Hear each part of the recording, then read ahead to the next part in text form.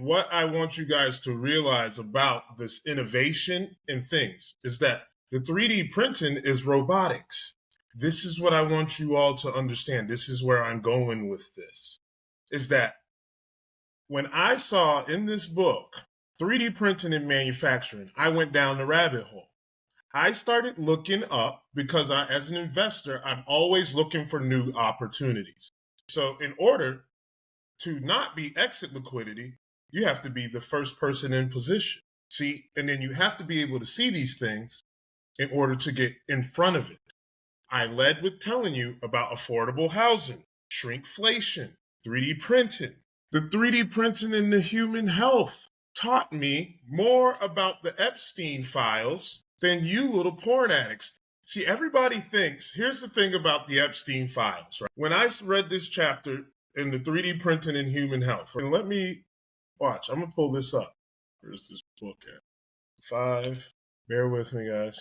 Again, this is available inside of the community. Now, here is 3D printing in human health inside of this book.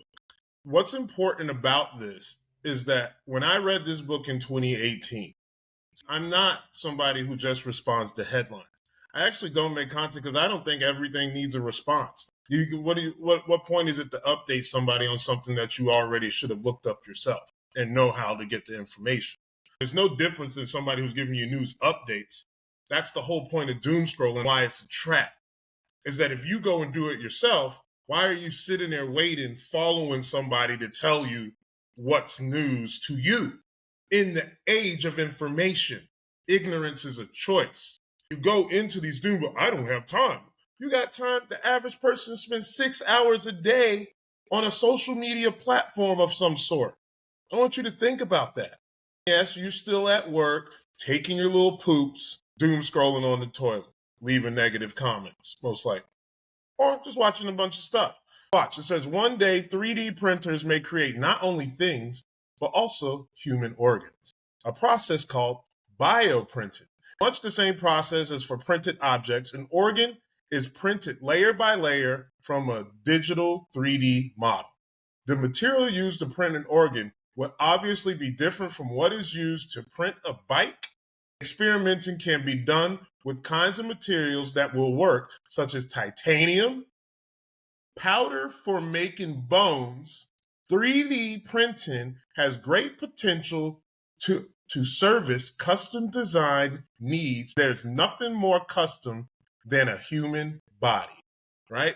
Now, what I'm gonna go somewhere on here. How do they 3D print food?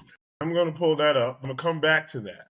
I'm gonna come back to that. So now, addressing the shortage of donated organs, an average of 21 people die each day waiting for transplants that can't take place because of a lack of an organ. Prosthetic printing, limb or body part replacements, hospital printing for each patient requiring surgery, personalized medicine, 3D printing growing fastest where each customer needs slightly different versions of a body part. So now, I'm going to pause right there. What does that symbolize to you in an economy? Demand. A lot of you guys are over or undersexed, however you look at it. You're porn addicts. The reason why OnlyFans is on the rise, the reason why the girls on Instagram lead with their butt, even if they're cooking you a meal, the guy chopping wood on TikTok with his shirt off, we're a bunch of porn addicts. Sex sells, baby. 3 things never have a recession: alcohol, tobacco, and sex. When you're depressed, you fuck.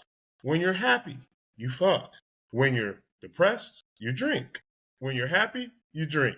Whether we smoking and drinking, it doesn't matter. It never has a recession. I want you to realize that that's a demand.